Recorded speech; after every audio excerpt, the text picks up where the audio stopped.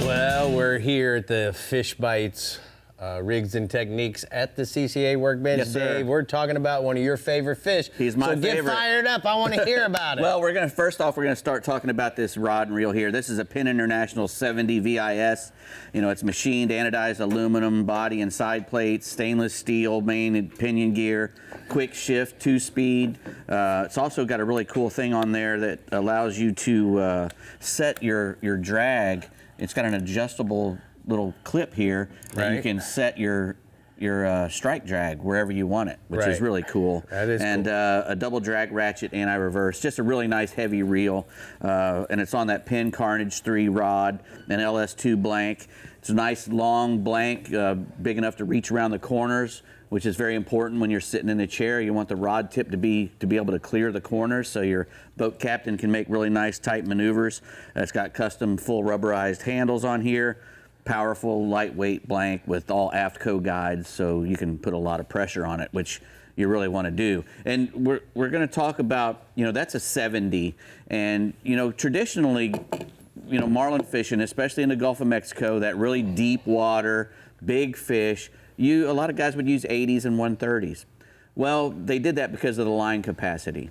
Now, because we have braided line, we can fill half that spool up with braided line, 130-pound test braided line, get a ton of line on there, put a top shot of this Pro Chrome, you know, Berkeley Chrome, Pro Spec Chrome, 80-pound on top of it, and still have a huge amount of capacity on a much smaller reel. Right. That'll still give you enough drag, you know, because drag kills.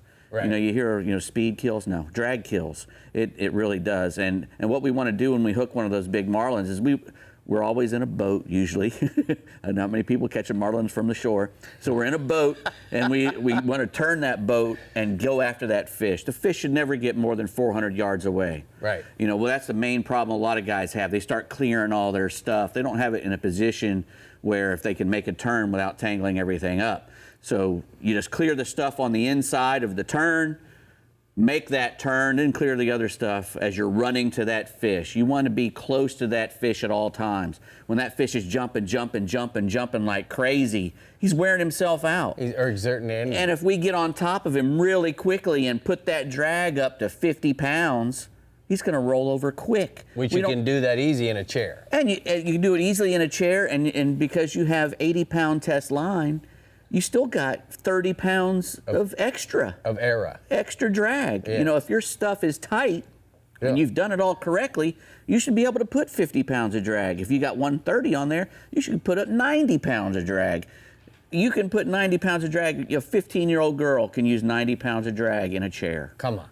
Seriously. Seriously. We do it all the time. We used to do it all the time in Australia. Little tiny people. I had a little Italian guy who weighed half what I weighed, he looked up at me at one time and said, we were at 70 pounds of drag, and he goes, can I put more drag on? I go, heck yeah, man, we got plenty. And he went all the way up to 90, and we caught a giant fish in less than 15 minutes. Wow. Drag kills. So, and what's really good about using a smaller reel like that 70 is you're not fighting the equipment. It's not so heavy on you. Yeah, you don't have this 130, you know, which weighs, I don't know, 20 pounds or something. Right. It's a much smaller reel. You can put a lot of drag on the fish, and that's it. That's what we want to do. So, you know, you start out in the Gulf of Mexico, we're trolling lures, wanting to go fast, cover ground, trying to get that bite, you know. We come to a place where the water looks really good, or we get a bite, we slow down, we put out the dead bait and the lure combos, we slow down to 6